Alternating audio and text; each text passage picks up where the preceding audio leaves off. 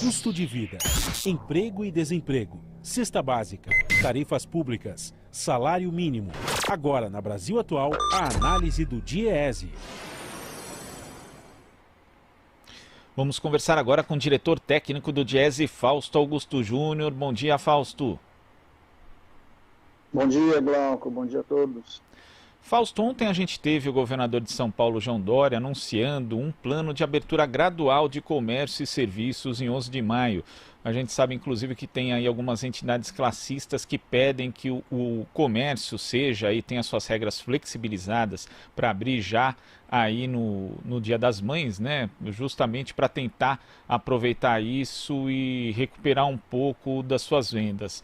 Mas, ao mesmo tempo, no dia em que isso foi anunciado, tivemos aí o recorde de mortes em São Paulo, 211 óbitos em função do coronavírus. Como é que você vê esse jogo de pressão do setor do comércio e também a postura do governador João Dória, Fausto? Então, Glauco, eu acho que a gente tem que... Esse é um momento bastante delicado, né, para a sociedade brasileira em geral. Há uma avaliação de que nós estamos caminhando para o auge da contaminação. Nós ainda não estamos nisso, mas se a gente olhar, nós já estamos dobrando a cada 5 dias o número de mortos. Um conjunto grande de equipamentos médicos na região metropolitana de São Paulo já estão chegando próximo à sua capacidade máxima. A gente está vendo isso em outros estados, o que significa. Então, por exemplo, nós estamos assistindo no Amazonas, ali em Manaus, e acho que a gente deveria ter bastante cuidado com essa discussão. Tá? Assim, há uma impressão, inclusive por parte dos empresários, de que a normalidade vai voltar por uma decisão política deste ou daquele governador, prefeito ou presidente da República. O que, na verdade, é um equívoco. Não há como separar essa questão da economia, da vida, da garantia da não contaminação, né, do controle da doença e de você minimamente retomar a normalidade e a economia da população e da sociedade. Eu acho que a gente tem que olhar com bastante atenção para isso, Glauco, porque vamos imaginar o seguinte, vamos imaginar que a gente, muito provavelmente, ali pelas contas ou por algumas projeções, a gente pode estar chegando à casa dos 1.000 mortos por volta ali do 10 de maio. Se a gente chegar no tal, ou seja, o comércio está defendendo muito a abertura no Dia das Mães. Imagine que a gente tenha mais de 1.000 mortos ao longo do dia da semana, do Dia das Mães. E eu pergunto para qualquer comerciante, será que se abrir os shoppings as pessoas irão ao shopping? Ou será que a gente vai estar só colocando em risco um conjunto de trabalhadores e aumentando a disseminação para a sociedade e colocando mais pressão no sistema de saúde? Eu acho que isso são questões que precisam ser analisadas e essas escolhas não podem ser escolhas políticas ou escolhas econômicas. Não é possível que a gente separe a economia da vida, a economia da questão de saúde e do controle sanitário no momento de pandemia. Não se volta à normalidade quando o mundo não está normal. Nós estamos com o mundo todo num processo de tentativa de contenção da pandemia de um lado, de tentativa de buscar um medicamento para o Covid-19 e buscar uma vacina para o vírus, e ao mesmo tempo a gente às vezes acha que é uma palavra, é uma determinação de um governo, é uma determinação de um determinado político que vai resolver esse problema. Na verdade, não vai resolver o problema.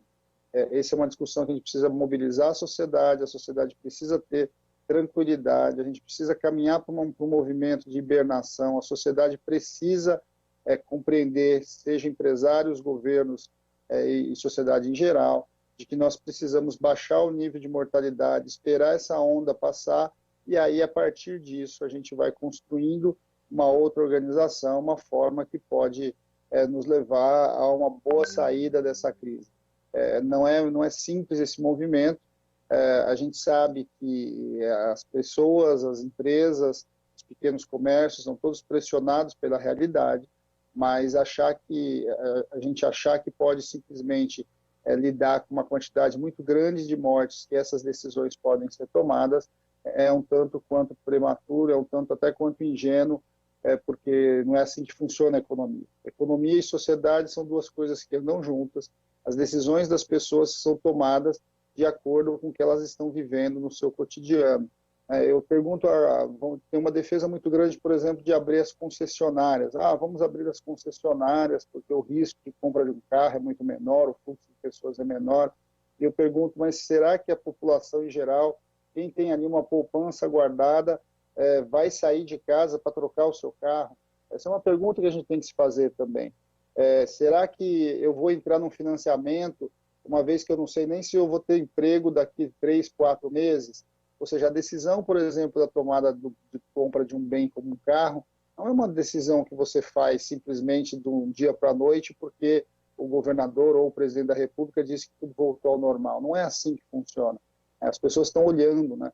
Conforme a crise vai se agudizando, mais difícil é as pessoas tomarem decisões de compras grandes, por exemplo. Isso é absolutamente normal.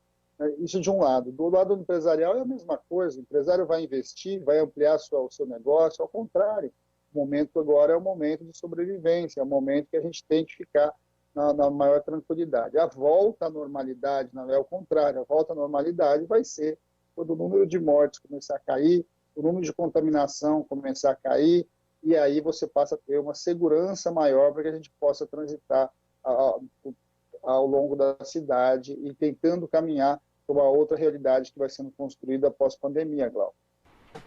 Na verdade, esse ponto que você ressaltou, né, Fausto, o que vai adiantar reabrir shoppings se as pessoas não forem até os shoppings, né? Por isso que existem comerciantes que inclusive fazem o cálculo, que é correto. É menos prejuízo você ficar fechado, você ter a sua loja fechada, do que reabrir sem ter cliente nenhum. Os custos são muito maiores. Então, como você falou, Fausto, não vai adiantar numa canetada, as pessoas não vão voltar para a rua, espero que não, né? Não vão voltar para a rua para fazer compras, expondo a sua saúde, colocando a sua saúde em risco. E isso é muito importante, né?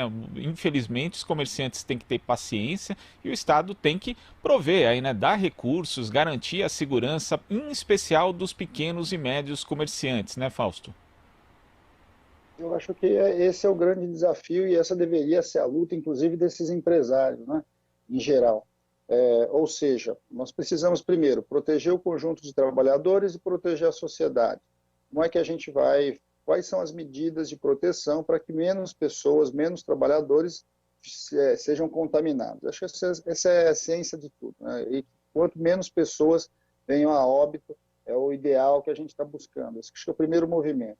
O segundo é que, sim, realmente, você abrir um estabelecimento e não ter cliente, além do custo, além de você não efetivar de fato o faturamento que você imaginava, você vai ter um custo para essa loja estar aberta. Então, a primeira coisa é, se você pode mitigar esses custos, a gente vai mitigando os custos. O segundo movimento tem que ter uma pressão muito grande sobre o setor, sobre o governo de um lado, sobre o setor financeiro de outro, de modo que as iniciativas e as possibilidades de que você possa renegociar dívidas, que você possa obter financiamentos com diferimentos longos e carências longas é fundamental, que você possa atrasar, né, que você possa adiar pagamentos de impostos, em alguns casos que você tem, inclusive, a isenção de um conjunto de tarifas e de impostos. Ou seja, nós temos uma disputa coletiva com relação ao Estado, Glauco, e é muito mais importante nesse momento do que simplesmente uma vontade, quase que um voluntarismo de imaginar que tudo vai voltar ao normal, porque as coisas não vão voltar ao normal desse jeito. Ao contrário, nós estamos caminhando para uma curva que está assim, ascendente, né? Ou seja, um retorno à normalidade, uma chamada para que as pessoas saiam do isolamento, ela pode, na verdade, aumentar este movimento. E aí o impacto do fechamento depois, caso você tenha uma perda de controle da pandemia, é muito maior, porque aí as pessoas, inclusive, o que vai definir que as pessoas fiquem em casa não vai ser o Estado, o que vai definir é o medo das pessoas. Quanto maior o medo, quanto maior o risco, menos as pessoas vão consumir. E aí a gente pode entrar no pior do que a gente pode imaginar, porque não só as pessoas vão ter problemas com o consumo ou para a compra de bens duráveis, para a compra de presente para o Dia das Mães, nós podemos ter um impacto, por exemplo, em que trabalhadores essenciais passam a ter um risco de contaminação muito maior. Agora, imagina, nós estamos com uma dificuldade danada agora com uma série de setores, inclusive para provimento de alguns serviços. Se a contaminação aumenta, qual trabalhador de fato vai se arriscar para abrir a padaria, para fazer o pão, para prover o alimento, para que o gás chegue na sua casa? Tudo isso está em questão. Quer dizer, o que nós estamos dizendo é que não é só uma questão de você lidar com os setores que estão fechados. Nós também temos que garantir mais segurança para os setores que estão abertos. E o isolamento social é fundamental para que aqueles trabalhadores, para manter a sociedade minimamente funcionando, a gente precisa construir esse movimento. Eu acho que esse é o nosso desafio e é algo que a gente precisa construir urgentemente, inclusive como um grande acordo da sociedade.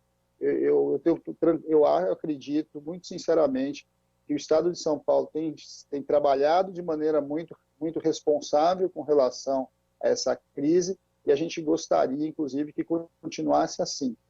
Que nenhum tipo de pressão econômica alterasse definições que precisam ser determinadas pela ciência, pelo controle sanitário e pelo olhar ali, né, pela análise dos dados que a gente tem do sistema de saúde em São Paulo. Certo, Fausto, muito obrigado aqui pela sua participação no Jornal Brasil Atual e até segunda-feira. Até segunda, Glau. Conversamos aqui com o diretor técnico do DIEESE, Fausto Augusto Júnior.